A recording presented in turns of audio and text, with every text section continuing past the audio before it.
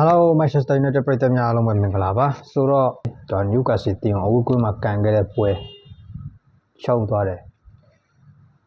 ဒီတစ်ချိန်လဲတယောက်ရော့ပေါ့လေတယောက်ရော့အသင်းကို 2-1 နဲ့ရှုံးတယ်ကျွန်တော်တို့ Manchester United ကဒီယာဒီတယောက်ရော့အသင်းကိုရှုံးတာနှစ်ပွဲရှိပြီ Everton အသင်းကိုလည်းတယောက်ရော့ Everton အသင်းကိုကျွန်တော်တို့အိမ်ကွင်းမှာ 0-1 နဲ့ကတ်ရှုံးတယ်အဲ့တော့ဒါတွေကစီမင်းလားဆိုပေမဲ့နီးပြမတူဘူးเนาะနီးပြတယောက်နဲ့တယောက်မတူဘူးဟိုကအမိုရင်ဒီကမိုက်ကယ်ကားတဲ့ဆိုတော့ကျွန်တော်တို့ဒါဒီပွဲရှုံးသွားတယ်ပေါ့ဗျာပညာလီပွဲစဉ်28ရှုံးသွားတယ်ရှုံးသွားပေမဲ့ကိုယ့်တရားဘာမှဖြစ်မသွားဘူးအဲဆိုတော့မိုက်ကယ်ကားရဲ့စကင်ကတဲ့ဟိုကဒါလုံးဝ F တက်လာခဲ့တာကျွန်တော်တို့ဒါတောက်လျှောက်ပေါ့လေနိုင်ပွဲ6ပွဲရှိတယ်တေတပွဲအခုနောက်ဆုံးကန်ခဲ့တဲ့ပွဲကတော့ရှုံးသွားတယ်အဲ့တော့အဓိကအခုမိုက်ကယ်ကားရဲ့အပေါ်မှာတက်ရောက်နေတဲ့တမန်တက်ရောက်မှုတွေပေါ့လေနိုင်လို့ရှိရင်လည်းဒါကားရိကောင်းတယ်မကောင်းအခုတပွဲရှုံးပြီရှုံးတော့မိုက်ကယ်ကားရဲ့အတင်းအပါဖြစ်လို့ညာဖြစ်လို့ဒီသတင်းတွေကတော့ Manchester United နဲ့ပတ်သက်မိတော့ဒီသတင်းတွေကတော့ကြားရမှာပဲဟုတ်တော့ဒီသတင်းနဲ့ပတ်သက်မိဒီ social media ရဲ့ဒါရိုက်ခတ်မှုကိုတော်တော်များများခံနိုင်ရရှိဖို့ကတော့လိုတယ်အဲ့တော့ဒါတွေကိုမကြည့်ကားတဲ့အနေနဲ့လည်းနားလည်လိမ့်မယ်အခုဒါ legend ကစားသမားကြီးတွေပေါ့လေကျော်တို့ Manchester United ရဲ့ဒါ legend ကစားသမားကြီး Roy Keane မှန်တိုင်းပြောရင်ကျွန်တော် Roy Keane ကစားတာကျွန်တော်မြင်ဘူးအဲ့တော့နောက်တစ်ယောက်ကဒါ Posco ကျွန်တော်မိတယ်ကျွန်တော်ငယ်ငယ်တုန်းကကြည့်ခဲ့ရတယ် Posco Granivy မိတယ် Patrick Evra မိတယ် David Beckham ထိကျွန်တော်မိပြတယ်ဒါပေမဲ့ Ranking တို့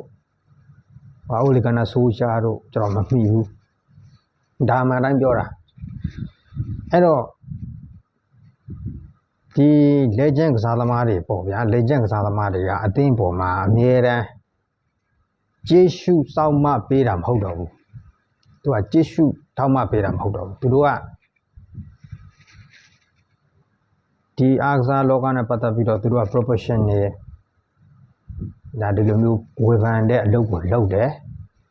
ဘယ်အသင်းမဆိုမယူလို့မဟုတ်ဘူးဘယ်အသင်းမဆိုသူတို့ဝေဖန်တယ်ဒီလိုမျိုးဝေဖန်တာကတော့လက်ခံလို့ရတယ်သို့ပေမဲ့ဒါအခုမကေကားလေးလက်ထက် Manchester United တပွဲပဲရှုံးသေးတယ်ဒီကိစ္စကိုအနိုင်ကြီးကွင်းကြီးတွေပြောအတင်းကရော့လာတယ်ရောတင်းလာတယ်ရောချုပ်ချက်ခတ်နေတာတွေရောမှန်တကယ်တမ်းကျွန်တော်တို့ Manchester United မှာအခုတာဝန်ယူဖြစ်နေတဲ့ Michael Carrick ကသူ့ရဲ့ favorite ကစားသမားတွေမဟုတ်ဘူးဒါဒီချက်ကိုထပ်ပြောရမယ်အခု Manchester United တင်းမှာသူ့ရဲ့ favorite ကစားသမားတွေနဲ့သူကင်တွယ်ဖြစ်နေရတာမဟုတ်ဘူးသူလည်းနီးပြချုပ်စီတရားမဟုတ်တယ်လို့ယာယီအဲ့တော့နှစ်တိုင်းနီးပြတစ်နှစ်တစ်ယောက်ထုတ်နေတဲ့အနေအထားမှာဒီနေ့ရသည်ကတော့ကျွန်တော်တို့စောစီစီပေါ့လေစောစီစီနီးပြအမိုရင်ထုတ်ဆွဲပြီးလစ်သွားရတယ်ဒီနေရာမှာ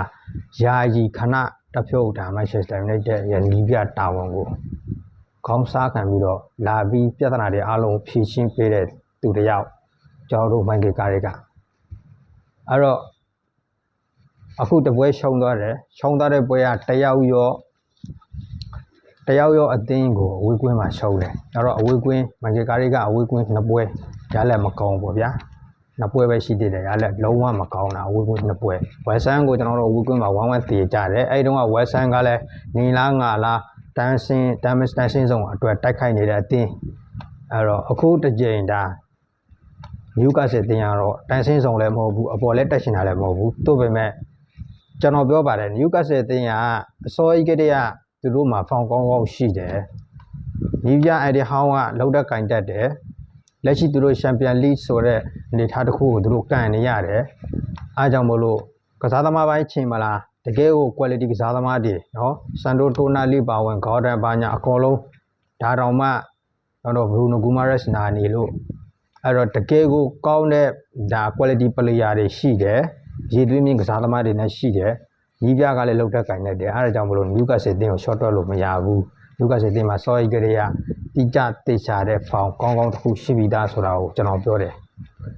တော့ဒီအသင်းကချန်ပီယံလိကန်နေရတဲ့အသင်းနောက်တစ်ချက်ကသူတို့ရဲ့အိမ်ကွင်းမှာကျွန်တော်တို့တွားရောက်ကန်ရတာအဲ့တော့အဓိကပြောစရာကဒီနေရာမှာဒါရှုံးသွားတယ်တယောက်ရောအသင်းကိုရှုံးသွားတယ်ဆိုပေမဲ့ကျွန်တော်တို့ Manchester United ရဲ့အနေအထားကဘာမှတော့ဖြစ်မသွားပါဘူးအဆင့်3ကနေဖယ်ပေးရတဲ့အနေအထားလည်းမရှိဘူးအဆင့်3ကအဆင့်3ပဲအဓိကဖြစ်နေတဲ့ပြဿနာကဒါတစ်ချက်ပေါ့လေပြည်သက်တွေတတိမထားမိတဲ့အချက်တစ်ချက်ကကျွန်တော်တို့ Manchester United အသင်းကျွန်တော်ခဏပြောပါတယ်တည်ငြိမ်တဲ့နီးပြနဲ့တည်ငြိမ်တဲ့ရာလက်တည်ငြိမ်တဲ့ကစားကွက်နဲ့ပေါ့လေတည်ငြိမ်တဲ့ဖောင်တစ်ခုနဲ့ဒါတည်ငြိမ်တဲ့အသင်းမဟုတ်သေးဘူးကျွန်တော်နီးပြအမိုရင်စရောက်လာကြတဲ့ဒီစကားပြောတယ်အခုမန်ကေကာရီလက်ထက်မှာလည်းဒီစကားပြောရမှာပဲဘာဖြစ်လို့လဲဆိုတော့ဒီကျွန်တော်တို့ Manchester United ပွဲတွေကအဖန်အောင်တွေများတယ်အမြဲတမ်းအဖန်အောင်ဖြစ်နေတယ်ဒါတော့မန်ကေကာရီကတပွဲချင်းစီကိုအုံနောက်စားခံပြီးတော့တေချာလေးလာဆန်းစစ်ပြီးတော့မှအစီအကြလှုပ်ဆောင်ထားတဲ့ကစားပွဲမန်ကေကာရီတကယ်မန်ကေကာရီရဲ့စူးစမ်းမှုနဲ့ဒီလောက်ဒီဆွဲတင်နိုင်တာတော်တော်လေးကျေးဇူးတင်ရမယ်အနေထားအခုကကျေးဇူးမတင်တဲ့အပြင်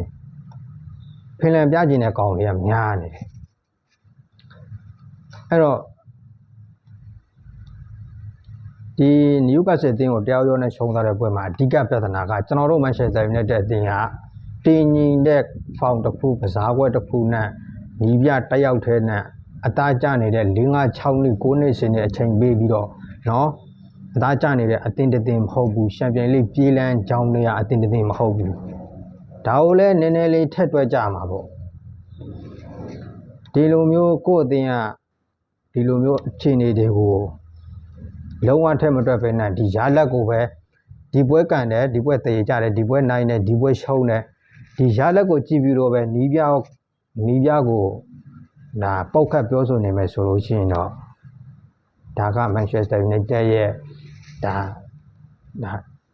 တကယ်တိကျတဲ့မှန်ကန်တိကျတဲ့အမှားခံပရိသတ်တယောက်အနေနဲ့ဆိုလို့ရှိရင်ဒါလက်ခံနိုင်ကြအကြောင်းမရှိဘူးကိုယ်တင်ကဟိုနီးပြတဲ့ဆက်ဗျာကျွန်တော်တို့ဒါအဲ့ဒီတိုင်ကြီးဖြည့်ဆည်းခဲ့တဲ့အသင်းအဲ့ဒါကိုအမိုရင်ကဝင်ပြီးတော့လုံပေးတယ်အခုအမိုရင်ထားခဲ့တဲ့အသင်းကိုမန်ကီကာရီကဆက်လက်တာဝန်ယူတယ်အဓိကဒီပြဿနာရဲ့အစကနီးပြပြောင်းလဲရဲ့ပြဿနာပဲနီးပြပြောင်းလဲရဆက်ရှိနေအောင်ပါပဲမန်ကီကာရီလည်းအခုလက်ရှိယာယီဆိုတော့လည်းယာယီပေါ့သူ့အနေနဲ့အကောင်းဆုံးတော့လုံးပြထားတယ်အဲ့တော့ဒီအခန့်ကဏ္ဍကိုမေ့ထားလို့မရဘူးပေါ့လေကျွန်တော်ပြောချင်တာက Manchester United ပြည်သက်တွေအနေနဲ့ကျွန်တော်တို့ Manchester United အသင်းကတကယ်တိကျမှန်ကန်တဲ့ဖောင်အနေထားတစ်ခုကစားကွက်တစ်ခုနဲ့ဒါနီးပြတက်ရောက်သေးကိုအချိန်ပေးပြီးတော့အများကြီးတိဆောက်ထားတဲ့အသင်းကြာကြီးတိဆောက်ထားတဲ့အသင်းတစ်သင်းမဟုတ်သေးတဲ့အတွက်ကြောင့်မို့လို့ကျွန်တော်တို့ဒီအနေထားလေးတွေကတော့ရှိမယ်အမြဲတမ်းရှိမယ်ဗျာအဲ့လိုမျိုးဖြစ်မလားမချင်းကိုရှိမယ်ကျွန်တော်ပြောချင်တာကနီးပြတက်ရောက်ကိုအချိန်ကြာကြီးပေးပြီးတော့တကယ်ကောင်းတဲ့ဖောင်တစ်ခုအနေထားနဲ့တကယ်ချန်ပီယံလမ်းကြောင်းတွေကအသင်းတစ်သင်းဖြစ်အောင်လို့ moment တိဆောက်ထားတဲ့အသင်းမဟုတ်ဘူးဒါတွေကဘသူတွေရဲ့အမားလဲဆိုတာလက်ညှိုးထိုးစရာမလိုဘူးမြင်နေလိမ့်မယ်တန်းနေအောင်မြင်နေလိမ့်မယ်အခုမန်ကီကာရီပြောတော့တဲ့အထဲမှာလည်းပါတယ်ကျွန်တော်တို့အသင်းမှာအရန်လူစင်းအသင်းတောင်းတင်းတဲ့အရန်လူစင်းမရှိဘူးပရိသတ်တွေလည်းမြင်တယ်ဒီအဖြစ်အပျက်ကိုပေါ့လေအဲ့တော့ပွဲကြောင်းနည်းနည်းလေးရှင်းကပ်ကြမယ်ကျွန်တော်တို့ Manchester United တင်ရဝီကွန်မှာတွားရောက်ကန်ခဲ့တဲ့ Newcastle တင်ကိုကျွန်တော်တို့၄နှစ်3 Trezeguet နဲ့ကစားကွက်နဲ့ Marquinhos ရဲ့ကစားကွက်နဲ့ပဲထွက်လာတယ်။သို့ပေမဲ့လူပြောင်းလဲရှိတယ်။ကျွန်တော်တို့ Lisandro Martinez နဲ့မပါဝင်နိုင်ဘူး။ဒါ Leny Yoro ပါတယ်။ထပ်ပြီးတော့ကျွန်တော်တို့ဒါ Marquinhos အနေနဲ့အချိန်ပြောင်းတစ်ခုလုပ်လိုက်တာကဒီပွဲစကြရမာဇရာဝီကိုအသုံးပြုလာခဲ့တယ်ပေါ့လေ။မာဇရာဝီနဲ့ဒီဘက်ကဓာတ်လို့ကိုအောက်ထားပြီးတော့ဒါလှုပ်ရှောကိုပဲဆက်ပြီးတော့သုံးလာတယ်ဒါနောက်တန်း၄ယောက်အလဲတန်းမှာတော့ကာလော့ကက်စမီရိုနဲ့မိုင်နူဟိုကဒါမိုင်နူလေးပေါ့လေနောက်တစ်ယောက်ကကျွန်တော်တို့ရှေ့တန်းမှာဘရိုင်ယန်မူဘူးမာတီယာခုညာဗက်တမင်ချက်စကိုဒါမိနစ်60ဖြစ်ဒါအစဆုံးအနေနဲ့ပထမဆုံးမန်ကီကာရီပွဲထုတ်တဲ့ပွဲလို့တော့ပြောလို့ရတယ်ဒါပေမဲ့ပထမကျင်းမှာတပွဲလဲထုတ်ပြီးသွားပါပြီနာခရစ်စတယ်ပဲလီနဲ့နေရာလဲထုတ်ပြီးသွားပြီဒါပေမဲ့ဒီပွဲနဲ့ဆိုတော့ပွဲပေါ့လေအဲ့တော့အဲ့ဒီနောက်မှာကျွန်တော်တို့ Bruno Fernandes ဒါတိုက်စစ်ကိုဥဆောင်တယ်အဲ့တော့ကစားသမားတွေရဲ့ဒါလှုပ်ရှားမှုတွေကလည်းအရင်ကပွဲနဲ့မတူဘဲနဲ့ပြည့်တည်ပြည့်ရော့ရဲနဲ့ အဲ့လိုမျိုးတွေလုံရင်းကန်ရင်နဲ့ကိုတင်တကိုကရိယာမှဒါတကယ်ကောင်းတဲ့အသင်းနဲ့တွေ့လို့ရှိရင်အမြဲတမ်းတိုင်ပတ်နေပါတယ်ဆိုမှဒီမျိုးကစီလိုအသင်းမျိုးအဝေးကွင်းမှာအဲ့လိုမျိုးရုံနဲ့တော့လို့တော့ဟိုကတီးရောတီးတာမှမမကန်ကန်ကိုလုံးဝအပြတ်သက်ကိုတီးတာ10ယောက်ရော10ယောက်17ယောက်ဖြစ်သွားတယ်ဒါပေမဲ့ဘာဖြစ်လဲငါတို့ကစိတ်မဝင်စားဘူးငါတို့က10ယောက်17ယောက်လည်းမလို့နဲ့တီးနိုင်တယ်ဆိုတဲ့အနေထားကိုဒါကစားသမား quality ဘိုင်းကိုကြည့်လိုက်လို့ရှိရင်ဒီပွဲမှာကစားသမား quality ဘိုင်းကိုကြည့်မယ်ဆိုလို့ရှိရင်အထင်သားကြီးပါဗျာအကုန်လုံးပြည်သက်တွေတကယ်ဘောလုံးချစ်ပြည်သက်တွေဓာတ်လေတဲ့ပြည်သက်တွေအကုန်မြင်ပါတယ်ဒါကစားသမား quality တွေကဘယ်လောက်ထိကွာနေလဲဆိုတာအဲ့တော့ဒီကြားထဲမှာကျွန်တော်တို့ဒါအာမတ်ကိုလည်းအောက်ထားတယ်ပေါ့လေပထမအစောစီကလေးကအာမတ်ကိုအောက်ထားတယ်ဗလာဒီမီရှက်စကိုကိုတိုက်စစ်မှာထည့်ဖို့လိုအပ်တဲ့အတွက်ကြောင့်မလို့အဲ့တော့မိုင်ကီကားရဲ့အနေနဲ့ဒါဒီလိုမျိုးလူချင်းပြောင်းလေးတွေတော့လှုပ်ထားတယ်ဒါပေမဲ့ဒါကစားသမားတွေရဲ့စိတ်တပိုင်းဆိုင်ရာလဲနည်းနည်းလေးလိုအပ်ချက်ရှိခဲ့တယ်ကျော်တို့မန်ချက်စတာယူနိုက်တက်အသင်းကဒါတစ်ဖက်ကနယူကာဆယ်အသင်းရဲ့ဒါတိုက်စစ်ရှင်မှုတွေသူတို့ရဲ့အကွက်ကြကြဒါလောက်ကင်မှုတွေအင်ကွင်းမှာဒါဖိဖိစီစီကစားမှုတွေပြင်းပြင်းထန်ထန်ကစားမှုတွေကိုကာကွယ်ဖို့ကြိုးစားရင်းနဲ့ကျွန်တော်တို့လည်းဒါပေမဲ့တိုက်စစ်ကျွန်တော်တို့ရဲ့ traditional ကစားကွက်ဖြစ်တဲ့တံပင်တိုက်စစ်လမ်းကြောင်းဒါအဲ့လိုမျိုးလမ်းကြောင်းတစ်ခုလည်းဘယ်မှအစရှာလို့မရခဲ့ဘူးကျွန်တော်တို့ပြည်သားချင်းမိနစ်40ကျော်45 46 40ကျော်အဲ့ဒီ40ကျော်ပြီးတော့အချိန်ကိုပေးတယ်အချိန်ကို6မိနစ်ပေးတယ်အဲ့ဒီထဲမှာအဲ့အတော်အတွင်းမှာကျွန်တော်တို့ဂိုး2ဂိုးမြင်လိုက်ရတယ်ပထမဆုံးတစ်ဂိုးကကျွန်တော်တို့မန်ချက်စတာယူနိုက်တက်အသင်းရတာပန်နတီပေးလိုက်ရတယ်ဗောလေအက်သနီဂိုရန်ပထမတစ်ယောက်တုန်းကတော့ဒိုင်ပင်ထိုးလို့ဆိုပြီးတော့နဝါတနီနဲ့ထောက်လိုက်တယ်နောက်တစ်ယောက်ကျတော့အက်သနီဂိုရန်လှစ်ကြတော့အတလိုကြီးလှည့်ချတာကိုကျတော့ပန်နတီပေးတယ်ဒါကလောက်တက်ကင်တဲ့ကစားသမားရဲ့ quality ဘိုင်းဆိုင်ရာနဲ့ဒါဆိုင်သွားပြီ quality ဘိုင်းနဲ့ဆိုင်သွားပြီဒါအဲ့တော့ကျွန်တော်တို့စနီလက်မန်အနေနဲ့ပန်နတီဒါမကာကွယ်နိုင်ခဲ့ဘူးခြေထောက်နာကတ်လွေးသွားတယ်နောက်ထပ်ဒါတိတ်မကြခင်မှာပဲကျွန်တော်တို့မန်ချက်စတာယူနိုက်တက်အသင်းကဘရူနိုဖာနယ်ဒက်ရဲ့ fit and ball ကနေပြီးတော့ဒါကာစမီရိုခေါင်းတိုက်ဘောဒါဒီဂိုးလေးထပ်ရတယ်1-1ပေါ့လေအဲ့တော့တယောက်ရောအတင်းကို1-1နဲ့ကျွန်တော်တို့ဒုတိယပိုင်းမှာကောင်းလာမလားဆိုပြီးစောင့်ကြည့်နေဒုတိယပိုင်းလဲဒုံကြီးပဲကိုယ်ကစားသမားတွေကဘာ quality မှမရှိဘူးဘာ IQ လည်းမရှိ ID လည်းမရှိဘူး IQ လည်းမရှိဘူးဘာမှလည်းမရှိဘူးဒီလိုပဲ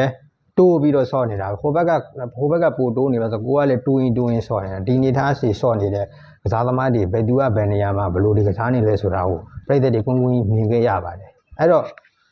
အဓိကဗျာကျွန်တော်တို့စိတ်တပိုင်းဆိုင်ရာတွေလည်းလွယ်ချက်တွေရှိတယ်ဒီရမိုင်ကေကားရီကိုတော့ကျွန်တော်အနေနဲ့ဒီဘွေးကတော့ဒါသူ့အနေနဲ့မှားတယ်လို့ပြောလို့မရဘူးကျွန်တော်တို့မှာအရန်လူစင်းအတင်းမရှိဘူးလှုပ်ချောနာတော့တယ်လေဆန်ဒရိုမာတီနဲ့နာတော့တယ်ဒီနေရာတွေမှာစားလို့လူ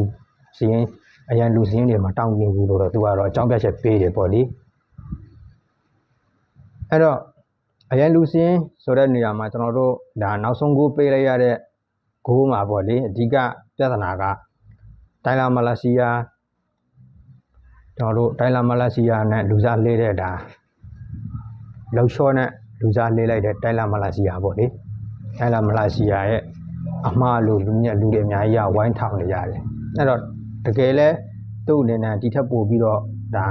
ဖြတ်ထုတ်ဖို့ကြိုးစားခဲ့တဲ့ဟာသူ့ရဲ့တိုင်လာမလာစီယာကလည်းပေါ့တယ်လို့ပြောလို့ရမယ်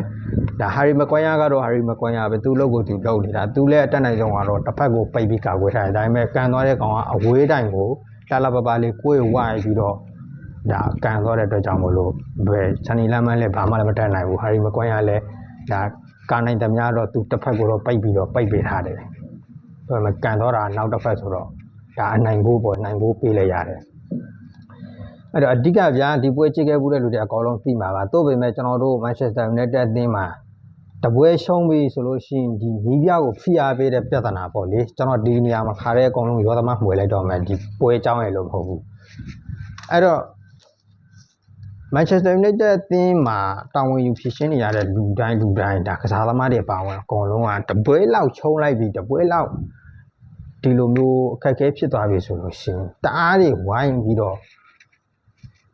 ပြောဆိုခံရတာဘာဖြစ်လို့လဲဒါကျွန်တော်အမြဲတမ်းပြောပါတယ်ကျွန်တော်တို့မန်ချက်စတာယူနိုက်တက်အသင်းရဲ့တည်င်းဆိုလို့ရှိရင် ဟုတ်မဟုတ်အကောင်လုံးသတင်းတွေရလက်ရှိတောက်ထောက်ကြည့်ပြီးတော့ကစားသမားတွေသေးပေါက်တာအစတင်နေကြတာဒီပြဿနာတွေရှိတယ်အမြဲတမ်းရှိတယ်ကျွန်တော်တို့မချက်တဲ့နေတဲ့တင်ရကဘာပေါ်မှာတရားအတောင်ဆုံးအသင်းတသင်ဖြစ်တဲ့အတွက်ကြောင့်မလို့ဒီပြဿနာတွေအမြဲတမ်းအစဉ်ထာဝရရှိနေမှာပဲဘယ်နေပြပဲလာဘယ် CEO ပဲလာဘယ်အကောင်းဆုံးဘယ်ကနေအကောင်းဆုံးကစားသမားပဲလာဒီတန်တွေကတော့အမြဲတမ်းခံနေရမှာတို့ပေမဲ့တကယ်ကိုအသင်းကိုတကယ်လမ်းကြောင်းမှန်တစ်ခုကိုရောက်စေရှင်တယ်အသင်းရဲ့ strategy အသင်းရဲ့ကစားပုံတွေကိုအမြဲအစဉ်တစိုက်လိုက်ကြည့်နေတဲ့လူတွေအနေနဲ့ကတော့ကျွန်တော်ပြောတဲ့ချက်တွေကိုသဘောပေါက်လိမ့်မယ်ကျွန်တော်တို့ Manchester United တင်ကညီပြတက်ရောက်တဲ့နှစ်တည်းအများကြီးအချိန်ကြာကြီးပေးပြီးတော့ဒီဆောက်ထားတဲ့အသင်းမဟုတ်ဘူးမိုင်ကေကာရီကခဏတဖြုတ်ယာယီနေနဲ့ဝင်ရောက်ပြီးတော့အသင်းကိုဆွဲတင်ပေးနေတယ်ကိုညီပေးနေတဲ့အနေထားလောက်ပဲရှိတယ်သူကိုယ်တိုင်လည်းညီပြချုပ်ကြီးနေရကိုလုံးကြီးမရသေးဘူးယာယီနောက်ထပ်ဟိုအရင်တုန်းကညီပြတွေကိုကြည့်မလားနော်ကျွန်တော်တို့တန်ဟက်ထွက်တော့တယ်တန်ဟက်ထွက်တော့ဒီနေရာမှာစားထုတ်ဝင်တဲ့ညီပြတွေလည်းရှိခဲ့ဘူးတယ်နောက်ထပ်ဒါအမိုရင်ဝင်လာတဲ့လူတွေလည်းအဲ့ဒီနေရာမှာတယောက်ပြီးတယောက်မလူကျင်တဲ့လူတွေကပြောင်းအသင်းကိုဆန္ဒပြနေတဲ့ပြဿနာတွေရှုပ်ရှက်ခတ်နေတဲ့ဒါမာကိုရက်ရှ်ဖို့တို့ဒါဂျေဒန်ဆန်ချိုတို့နော်ဒါဖားကောက်နေတဲ့အိုနာနာတို့အဲ့ဒီပြဿနာတွေလည်းရှုပ်ရှက်တွေခတ်နေတဲ့ဂျားထဲမှာညီပြရူဘင်အမိုရင်ကိုမုံတဲ့ပြည်သက်ကြီးလည်းရှိညီပြရူဘင်အမိုရင်ကဂါနာရှိုထွက်တာနော်ဟိုလူထွက်တာနော်ရက်ရှ်မန်ဝိုင်းလန်ဒီပြဿနာတွေချုပ်ချက်ခတ်နေတဲ့အနေထားပေါ့ဗျာအဓိကဒီပြဿနာတွေချုပ်ချက်ခတ်နေတဲ့အနေထားမှာအမိုရင်ဒုံးဆိုထုတ်ခံလိုက်ရတယ်ဒီနေရာမှာမိုက်ကယ်ကာရီကဒီပြဿနာတွေကိုမတီးတာမဟုတ်ဘူးတိတိရင်နဲ့ကိုယ်အသင်းဒုက္ခရောက်နေတာကိုမကြည့်ရလို့ခဏတစ်ဖြုတ်ဆိုလဲခဏတစ်ဖြုတ်ပေါ့ယာယီဆိုလဲယာယီပေါ့ဆိုပြီးတော့ဝင်ရောက်ပြီးတော့ကြိုက်တွေဖြည့်ချင်းပေးနေတဲ့နေရာမှာဘာဖြစ်လို့ဒီတပွဲလောက်ဒါအချင်းနေမကောင်းဘူးတပွဲလောက်အောက်ခဲ့တယ်ဆိုလို့ရှိရင်ဘာဖြစ်လို့အသေးအတန်လိုက်ပြီးပြောနေကြတာလဲဆိုတော့နားမလည်ဘူးနားမလည်တာကကိုယ့်အသင်းကတကယ်ကိုကောင်းကောင်းမွန်မွန်နဲ့တီဆောက်ထားတဲ့ချန်ပီယံလမ်းကြောင်းတွေအသင်းတွေမဟုတ်ဘူးဆိုတော့ခေါင်းထဲမှာတစ်ချက်မှမထည့်ကြဘူးလားမသိဘူးဒီတဲ့င်းတက်လိုက်ဒီတဲ့င်းမိုက်ကယ်ကာရီနေနဲ့အချစ်ဆက်ပြီးတော့၄ပွဲ၃ပွဲ၄ပွဲဟာဘယ်ပွဲကနေစပြီးတော့ဘယ်ပွဲထိခြေရော့လာခဲ့တဲ့အကြောင်းရင်းဆုံးချက်တွေခတ်နေတာပြဿနာတွေဟာဒါဖြစ်မှာပဲနောက်လဲဆက်ဖြစ်မှာပဲကျွန်တော်တို့ Manchester United အသင်းကရလက်တွေကောင်းနေတဲ့ဂျားနဲ့တပွဲလောက်ချော်လိုက်လို့ရှိရင်ဒီလိုအမြင်နဲ့ဖြစ်မှာတကယ်တမ်းတောက်လျှောက်ချုံနေတဲ့ဂျားတွေကပြောင်းပြန်တွေးမယ်ဆိုလို့ရှိရင်တောက်လျှောက်ရလက်မကောင်းဘဲနဲ့ချုံလိုက်သေးကြလိုက်ချုံလိုက်သေးကြလိုက်အဲ့လိုဖြစ်နေဂျားတွေကတပွဲလောက်နိုင်လိုက်လို့ရှိရင်တော့ဟိုတခါတည်းဂျာမင်းဖင်ကိုထိအောင်ဒီမြောက်တင်းပြီးတော့ပြောနေကြတာဒီလိုမျိုးအခန့်ကဏ္ဍတွေပေါ့လေဒါဒီsocial media ပေါ်မှာဒါ support line နဲ့ပတ်သက်ပြီးတော့လုံးစားနေတဲ့ပြည်သက်တွေဒါ media social media ရဲ့အခန့်ကဏ္ဍအကျယ်ကြီးအဲ့တော့ဒီဟာတွေလိုက်ပြီးတော့ကြည့်ပြီးတော့စိတ်ဆင်းရဲခံနေမယ်ဆိုလို့ရှိရင်တော့ဘယ်တော့မှစိတ်ရှင်းတာမှာမဟုတ်ဘူးအဲ့တော့ကျွန်တော်အဓိကပွဲအကြောင်းပြောချင်တာပါသို့ပေမဲ့ဒါမိုက်ကယ်ကာရီပေါ်မှာစူညံဘလော့ရိုက်နေတဲ့ဒီပြဿနာလေးနဲ့ပတ်သက်ပြီးတော့ဗောလေဒါကျွန်တော်မြင်တာလောက်ကျွန်တော်တို့မရှယ်တဲ့တဲ့အတင်းမှာရှိနေတဲ့ဒါရှိနေပြီးသားအစင်ထာဝရရှိနေပြီးသားပြဿနာလေးတွေအကြောင်းပေါ့လေဒါကျွန်တော်သိတဲ့လောက်လေးဒါပွဲအကြောင်းပြောရင်းနဲ့မျှဝေပေးတာပါအားလုံးကိုကျေးဇူးတင်ပါတယ် Manchester United ပရိသတ်များကိုယ်စားနဲ့ပြကြမှာချမ်းသာကြပါစေ